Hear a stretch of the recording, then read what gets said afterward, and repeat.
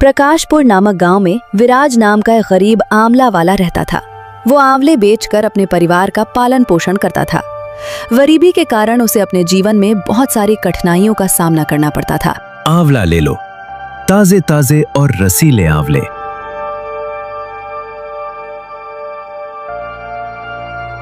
अरे भाई, ये आंवला कितने रुपए किलो है?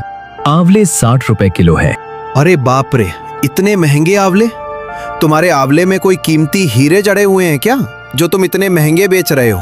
भाई, ये अभी अभी बाग से तोड़कर आए हैं, बिल्कुल ताजा है। और वैसे भी अब तो आंवले के दाम भी बढ़ गए हैं। नहीं, अगर 25 रुपए किलो देना है तो दो, वरना मैं कहीं और से ले लूंगा। 25 रुपए? ये तो बहुत ही कम है भाई, इतने में तो नहीं हो पाएगा। ठीक है, तो तुम अपने आंवले अपने पास रखो, मैं तो चला। ऐसा कहकर वो आदमी वहां से चला जाता है। आज मेरा एक भी आंवला नहीं बिका। पूरा दिन बीतने के बाद एक ग्राहक आया और वो भी चला गया। अब मैं क्या करूं?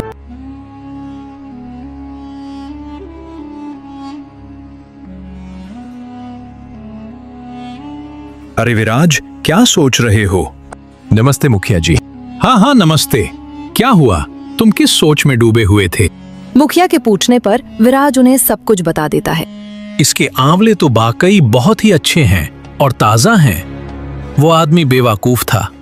ऐसा करता हूँ, कम पैसों में मैं ही इसके आंवले खरीद लेता हूँ। ये सब सोचकर मुखिया जी बोलते हैं, ऐसा करो विराज, तुम मुझे ये आंवले 33 रुपए किलो के हिसाब से 8 किलो दे दो। ठीक है मुखिया जी, मैं अभी दे देता हूँ। ऐसा कहकर विराज मन में सोचता है, चलो कम से कम मुखिया जी ने मुझसे बहुत ज्यादा तो पैसे कम नहीं करवाए।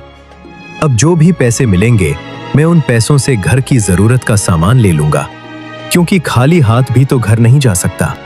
बेवकूफ आदमी, इन लोगों से प्यार के 2 मीठे बोल क्या बोल दो।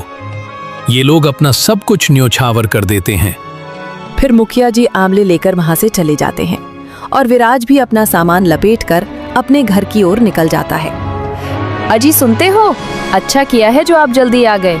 क्या हुआ मीरा, तुम इतनी परेशान क्यों हो रही हो? माँ की तबीयत बहुत खराब हो गई है, उन्हें बहुत तेज बुखार है। मीरा, तुम ये क्या कह रही हो? रुको, मैं अभी वेदराज जी को लेकर आता हूँ। फिर विराज वेदराज जी के पास चला जाता है। तभी रास्ते में बहुत तेज बारिश होने लगती है, लेकिन तब भी विराज अपनी माँ को बचाने के लिए जैसे तैसे करके वेदराज जी के पास पहुंच जाता है और उन्हें सारी बात बता देता है और वेदराज जी को अपने घर ले आता है। विराज, तुम्हारी माँ को बहुत तेज बुखार है। ये सिर्फ एक दवा से ठीक हो जाएगा, मगर वो दवा बहुत महंगी है। उसमें जिन जड़ी बूटियां का प्रयोग किया गया है वो आसानी से नहीं मिलती। वेदराज जी, आप पैसों की चिंता मत कीजिए, बस आप मेरी माँ को ठीक कर कीजिए। फिर वेदराज जी माँ को दवाई दे देते हैं और अपने घर चले जाते हैं। सुनते हो जी, आपके पास इतने सारे पैसे कहाँ से आए? आज मुखिया जी ने मुझसे काफी ज्यादा आंवले खरीद लिए थे, ये पैसे वहीं से आए थे। इसका मतलब सारे पैसे माँ की दवाइयों पर लग गए। हाँ मीरा, अब मेरे पास कुछ भी नहीं है। फिर कुछ दिन ऐसे ही बीत जाते हैं और विराज की माँ ठीक हो जाती हैं और उधर विराज के आंवलों की बिक्री दिन व दिन कम होती जा रही थी। वो रोजाना केवल 30 या 40 रुपए ही कमा पाता था। तो फिर एक दिन मीरा बोलती है, अजी सुनते हो, आज तो घर में कुछ भी खाने को नहीं है। तुम चिंता मत करो मीरा, मैं कुछ इंतजाम करता हूँ। बस ईश्वर आज अपनी कृपा दे और मेरे सारे आंवले बिक जाएं। ठीक है मीरा, मैं आंवले बेचने चलता हूँ। इतना कहकर विराज अपनी आंवले की टोकरी लेकर गांव में चला जाता है। आंवला ले लो, ताजा और रसीला आंवला। इस तरह विराज पूरे गांव में आंवले बेचता है, लेकिन शाम होने तक उसका एक भी आंवला नहीं बिकता। तो वो थक हार कर एक पेड़ के नीचे बैठ जाता है और मन में सोचने लगता है, सुबह से शाम हो गई, लेकिन अभी तक मेरा एक भी आंवला नहीं बिका। अब तो ये आंवले भी सड़ने लगे हैं। अब मैं क्या करूं? हे ईश्वर, मेरे जीवन की कठिनाइयां कब खत्म होगी? विराज ये सोच ही रहा था कि तभी वहां से एक साधु महाराज गुजरते हैं। भिक्षाम देही, तुम 1 दोगे, ईश्वर तुम्हें 70 देगा। प्रणाम साधु महाराज। साधु महाराज, क्या आपको कुछ चाहिए? हाँ पुत्र, मैं एक भिक्षुक हूँ और यहाँ लोगों से भिक्षा मांग रहा हूँ। कैसी भिक्षा साधु महाराज? पुत्र, मैं अपने शिष्यों के लिए भोजन इकट्ठा कर रहा हूँ, इसलिए गांव-गांव लोगों से भिक्षा मांग रहा हूँ। पुत्र, अगर तुम चाहो तो अपनी खुशी से तुम भी कुछ थोड़ी सी भिक्षा दे सकते हो। क्षमा चाहता हूँ साधु महाराज, अभी मेरे पास आपको देने के लिए 1 रुपया भी नहीं है, और ना ही मेरे घर में आटा या कोई अनाज है जो मैं आपको दे सकूं, और ना ही मैंने आज सुबह से कुछ कमाया है। मेरे पास आपको देने के लिए कुछ भी नहीं है। पुत्र, क्या तुम मुझे ये आंवले दे सकते हो? बाबा की ये बात सुनकर विराज अपने मन में सोचने लगा। हाँ, ये आंवले तो मैं साधु महाराज को दे ही सकता हूँ। वैसे भी शाम हो गई है और उनके बिकने की उम्मीद भी नहीं है। वैसे भी ये खराब हो जाएंगे, इससे अच्छा है कि किसी के पेट में चले जाए तो ज्यादा अच्छा होगा। जी साधु महाराज, आप ये आंवले ले जाइए। विराज की बात मानकर साधु महाराज टोकरी से थोड़े से आंवले उठा लेते हैं। ये क्या साधु महाराज, आप इतने कम आंवले क्यों लेकर जा रहे हैं? आप सारे आंवले ले जाइए। पुत्र, अगर मैंने तुम्हारे सारे आंवले ले लिए तो तुम क्या बेचोगे? कोई बात नहीं साधु महाराज, मैं कल दोबारा आंवले तोड़कर बेच दूंगा। आप इन्हें ले जाइए। पुत्र, मैं इतनी बड़ी टोकरी कैसे लेकर जाऊंगा? साधु महाराज, आप मुझे बताइए आपको कहाँ जाना है, मैं इन्हें वहीं पहुंचा देता हूँ। ठीक है पुत्र, तुम चलो मेरे साथ। इतना कहकर साधु महाराज विराज को लेकर जंगल की ओर चले जाते हैं। कुछ देर चलने के बाद वो उनकी कुटिया में पहुंच जाते हैं। धन्यवाद पुत्र। अरे साधु महाराज, धन्यवाद की कोई बात नहीं है, ये तो मेरा फर्ज था। मेरा आशीर्वाद तुम्हारे साथ है, तुम सदैव खुश रहो। अगर आप बुरा ना माने तो मैं आपसे एक बात पूछ सकता हूँ? पूछो पुत्र, क्या पूछना है तुम्हें? साधु महाराज, आपने आंवले तो ले लिए, लेकिन क्या आप लोगों को केवल खाने में आंवले ही खिलाएंगे? नहीं पुत्र, दरअसल मैंने सब्जी और अनाज तो पहले से ही जमा किया हुआ था, और फिर मैं आंवलों ही की तलाश में निकला था। साधु महाराज, ये तो बहुत ही अच्छा हुआ, मेरे आंवले आपके काम आ जाएंगे। ठीक है बाबा, अब मैं चलता हूँ। पुत्र रुको, मैं तुम्हें कुछ देना चाहता हूँ। ये लो, इसका नाम मणि है। आज से ये चिड़िया तुम्हारी हुई। चिड़िया? पर मैं इसे कैसे ले सकता हूँ? ये तो आपकी है। जब तुमने बिना किसी फायदे के मुझे अपनी पूरी आंवले की टोकरी दे दी, तो मैं क्या तुम्हें एक चिड़िया भी नहीं दे सकता? पर साधु महाराज, मैं इस चिड़िया का क्या करूँगा? ये कोई आम चिड़िया नहीं है पुत्र, ये एक विशेष चिड़िया है। ये तुम्हारे भाग्य की सूचक है। जब तक ये तुम्हारे साथ रहेगी तब तक तुम्हारा भाग्य चमकता रहेगा। लेकिन ध्यान रखें, इसकी सच्चाई किसी को पता नहीं चलनी चाहिए। फिर विराज मणि चिड़िया को लेकर अपने घर की ओर निकल पड़ता है। तो रास्ते में मणि चिड़िया बोलती है, विराज, साधु महाराज ने जो कहा उसका ध्यान रखना। यह बात किसी को पता मत लगने देना कि मैं एक विशेष चिड़िया हूँ। ठीक है दोस्त, मैं वादा करता हूँ, मैं ये सच कभी किसी को नहीं बताऊंगा। इतना कहकर विराज मणि चिड़िया को अपने घर ले आता है। अजी, आप इस चिड़िया को कहाँ से लेकर आए हो? मीरा, ये चिड़िया अब से हमारे साथ ही रहेगी। आप इस चिड़िया को घर क्यों लेकर आए हो? पहले ही हमारे खाने के लाले पड़े हुए हैं। एक वक्त की रोटी भी मुश्किल से नसीब हो पाती है, ऊपर से आप इस चिड़िया को ले आए। कैसी बात कर रही हो मीरा? भला ये छोटी सी चिड़िया कितना खा लेगी? और रही बात खाने की, तो जो हम खाएंगे वही इसे भी खिला देंगे। विराज और मीरा बातें कर ही रहे थे कि तभी उन्हें आवाज आती है।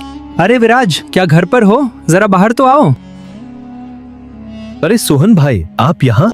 हाँ विराज, वो क्या है ना, आज मेरे बेटे का जन्मदिन था।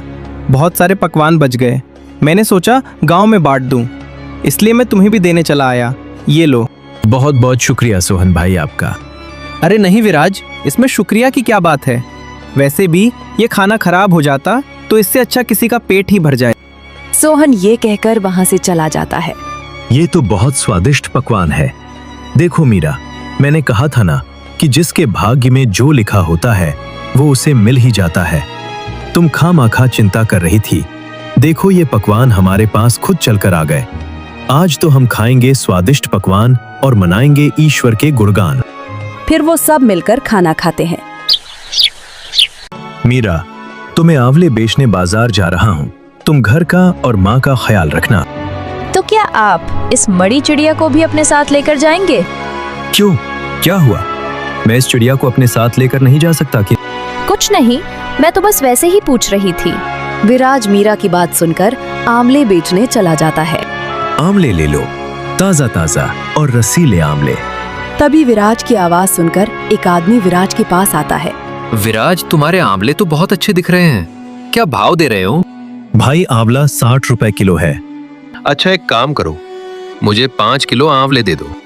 वो आदमी बिना पैसे कम कराए विराज के 5 किलो आंवले खरीद कर चला जाता है और देखते ही देखते विराज के सारे आंवले बिक जाते हैं। अरे वो आज तो मेरे सारे आंवले अच्छे दामों में बिक गए। अब मैं इन पैसों से माँ और मीरा के लिए अच्छे कपड़े और पकवान लेकर जाऊंगा। फिर विराज सब सामान लेकर अपने घर चला आता है। अजी, ये सब क्या है? आज मेरी कमाई बहुत ही अच्छी हुई है, इसलिए मैं तुम दोनों के लिए कपड़े और पकवान लेकर आया हूँ। और फिर इसी तरह दिन गुजरते हैं। दिन प्रतिदिन विराज की कमाई बढ़ती जाती है। फिर एक दिन उनके घर एक करण नाम का एक व्यक्ति आता है। ये लो विराज भाई, तुम्हारे पैसे जो तुमने मुझे 6 महीने पहले दिए थे, मैं वापस करना आया हूँ। शुक्रिया करण भाई। अरे शुक्रिया तो मुझे तुम्हारा करना चाहिए विराज। तुमने बुरे वक्त में मेरी मदद की थी, लेकिन ये पैसे लौटाने में मुझे थोड़ी देर हो गई, इसके लिए मैं माफी चाहता हूँ। करण विराज के पैसे वापस करता है और वो वहाँ से चला जाता है। अजी, सुनते हो, ये अचानक से लोग हमारे ऊपर इतने मेहरबान कैसे हो गए? पता नहीं क्यों मुझे ऐसा लगता है जब से ये मड़ी चिड़िया हमारे घर आई है तभी से हमारे भाग्य बदल गए। मीरा, तुम खामखा क्या सोच रही हो? ऐसा कुछ भी नहीं है। दूसरी तरफ विराज की तरक्की देखकर लोग जल भुन रहे थे। इस विराज के सारे आंवले चुटकियों में बिक जाते हैं और एक हम लोग हैं, सुबह से बैठे रहते हैं, लेकिन हमारा एक भी फल नहीं बिकता है। अरे हाँ भाई, तुम बिल्कुल सही कह रहे हो। इससे पहले कि इस विराज की वजह से हमारा धंधा बंद हो जाए, हमें कुछ ना कुछ तो करना ही होगा। ऐसा करते हैं भाई, इसकी शिकायत हम मुखिया जी से करते हैं, बाकी वो खुद ही देख लेंगे। इतना कहकर वो दोनों मुखिया जी के पास जाते हैं। मुखिया जी नमस्ते। नमस्ते, कहो कैसे आना हुआ? मुखिया जी, हम आपको एक बहुत ही जरूरी बात बताने आए हैं। बताओ, कैसी जरूरी बात है? मुखिया जी, हमारे गांव का जो विराज है वो दूसरों के बागों से आंवले चोरी करके बेच रहा है। ये तुम क्या कह रहे हो? हम सच कह रहे हैं मुखिया जी, हमने उसे अपनी आंखों से खुद देखा है। ठीक है, अगर ऐसी बात है तो मैं विराज को उसकी सजा जरूर दूंगा। वो दोनों आदमी मुखिया जी को विराज के खिलाफ भड़काकर वहां से चले जाते हैं। मैंने तो विराज को बहुत ही सीधा समझा था, मगर ये तो मुझसे भी ज्यादा चालाक निकला। मुझे इसके बारे में पता लगाना होगा। आज रात ही मैं विराज के यहाँ जाकर इस बात का पता लगाऊंगा। रात होने पर मुखिया जी चुपचाप विराज के आंगन में आ जाते हैं और इसके घर की खिड़की के पास खड़े हो जाते हैं। सुनो जी, आपको मेरी कसम है, आप मुझे बताइए, आखिर हमारे भाग्य बदलने के पीछे क्या सच्चाई है? मुझे सच्चाई जाननी है। मीरा के कसम देने पर विराज सारी सच बात बता देता है। अरे वाह, ये तो बहुत ही खुशी की बात है। उन दोनों की ये सारी बातें मुखिया जी सुन लेते हैं। तो इसका मतलब ये है कि इस चिड़िया के हाथ में ही विराज के भाग्य की चाबी है। अगर मैं इस चिड़िया को अपने साथ ले जाऊं तो मेरा भाग्य भी बदल जाएगा। फिर अगले दिन सुबह होने पर मुखिया जी उन आदमियों के साथ विराज के पास पहुंच जाते हैं।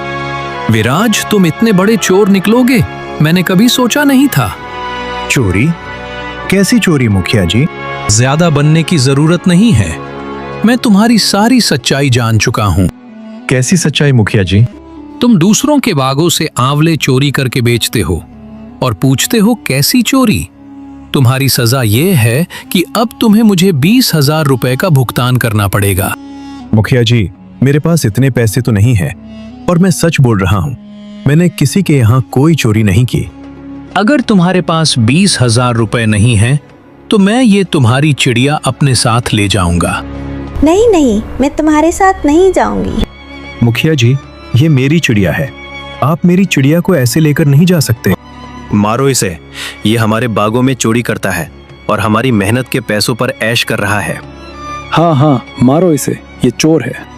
छोड़ दो मेरे पति को, ये निर्दोष है, इन्होंने कुछ नहीं किया। मीरा की ऐसी बातें सुनकर मुखिया जी विराज को छोड़ देते हैं और अपने मन में सोचते हैं, बेवकूफ इंसान, अब मैं इसकी चिड़िया से अपने भाग्य को बदलूंगा। फिर ऐसे ही कुछ दिन बीत जाते हैं। मड़ी चिड़िया के चले जाने से विराज की हालत पहले से भी बदतर हो जाती है। सुनिए जी, हमारे पास तो अब खाने के लिए कुछ भी नहीं है। अब तो हमारे पहले की तरह आंवले बिकने भी बंद हो गए हैं। ईश्वर पर भरोसा रखो मीरा, वो कोई ना कोई रास्ता जरूर निकालेंगे। सुनो चिड़िया, अब से तुम मेरे साथ ही रहोगी और मैं ही तुम्हारा मालिक हूँ, समझी? मेरा मालिक सिर्फ विराज है और वह मेरा दोस्त है। मुखिया जी चिड़िया से बातें कर ही रहे थे, तभी उनके पास एक व्यापारी आता है। अरे सरपंच भाई, मैं यहाँ एक काम से आया हूँ। कहिए, क्या काम है? असल में मैं इस गांव को छोड़कर जा रहा हूँ और यहाँ मेरी बहुत सी जमीन है जिन्हें मुझे बेचना है। तुम्हें इसमें आपकी क्या मदद कर सकता हूँ? यही कि अगर आप मेरी सारी जमीनें खरीद लें तो बहुत अच्छा होगा, क्योंकि आपके सिवाय इस गांव में मेरी इतनी सारी जमीनें कोई नहीं खरीद सकता। फिर मुखिया जी उस व्यापारी की जमीनों को कम कीमत पर खरीद लेते हैं और कुछ दिनों में उन जमीनों को दुगनी कीमत में बेच देते हैं। अरे वाह, ये चिड़िया तो वाकई किस्मत की चाबी है। मुझे इसे सबसे छुपा कर रखना होगा, वरना इसे कोई भी लेकर जा सकता है। फिर ऐसे ही कुछ दिन बीत जाते हैं तो एक दिन मुखिया जी से पिंजरे का गेट खुला ही रह जाता है और चिड़िया मौका पाते ही वहां से उड़ जाती है। जब थोड़ी देर बाद वहां मुखिया जी आते हैं तो पिंजरे को खाली देखकर वो हैरान हो जाते हैं। अरे ये क्या, वो चिड़िया कहाँ चली गई? अभी सरपंच जी उस चिड़िया को ढूंढ ही रहे थे कि तभी वही व्यापारी वहां आता है। मुखिया जी, आपने चालाकी से मेरी सारी जमीनों को कम कीमत पर हड़प लिया। मैं आपको नहीं छोड़ूंगा। मैं आपकी सारी सच्चाई गांव वालों को बताऊंगा। नहीं, ऐसे मत करो, मैं बर्बाद हो जाऊंगा। मैं तुम्हें तुम्हारे सारे पैसे देने के लिए तैयार हूँ। इतना कहकर मुखिया जी उस व्यापारी के पूरे पैसे उसे दे देते हैं। पैसे लेकर व्यापारी वहां से चला जाता है। मैंने विराज की चिड़िया छीनकर उसके साथ बहुत बुरा किया। शायद मुझे आज उस ही पाप की सजा मिली है। अजी, आप कहाँ जा रहे हो? मैं जंगल की तरफ जा रहा हूँ मीरा, बस थोड़ी देर में आता हूँ। इतना कहकर विराज जंगल की ओर निकल जाता है। प्रणाम साधु महाराज। प्रणाम पुत्र, तुम यहाँ कैसे? साधु महाराज, मैं आपको यहाँ कुछ बताने आया हूँ। मैं जानता हूँ पुत्र, तुम्हारे साथ क्या हुआ है। मगर कैसे बाबा? मैंने बताया है विराज। तुम यहाँ? तुम्हें तो मुखिया ले गया था। हाँ विराज, मगर मैं उसके पास से भाग गई। मरी चिड़िया विराज को सारी बात बता देती है। विराज, मैंने तुम्हें इसीलिए मना किया था कि इस विशेष चिड़िया के बारे में तुम किसी को पता मत चलने देना, वरना सभी इस चिड़िया के पीछे पड़ जाएंगे। क्षमा कीजिए साधु महाराज, मुझसे गलती हो गई। मुझे मजबूरी में मीरा को मरी चिड़िया के बारे में बताना पड़ा था। कोई बात नहीं पुत्र, गलती इंसान से ही होती है। ये चिड़िया मैं तुम्हें वापस करना चाहता हूँ और आशा करता हूँ कि तुम दोबारा कोई गलती न करोगे। धन्यवाद साधु महाराज, मैं वादा करता हूँ कि मैं दोबारा कोई ऐसी गलती ना करूँगा। रानी चिड़िया को पाकर विराज का भाग्य दोबारा चमक जाता है और वो दिन प्रतिदिन अमीर होता जाता है। तो दोस्तों, इस प्रकार खत्म होती है इस जादुई चिड़िया की कहानी। अगर आपको अच्छी लगी हो तो चैनल को सब्सक्राइब जरूर से करें।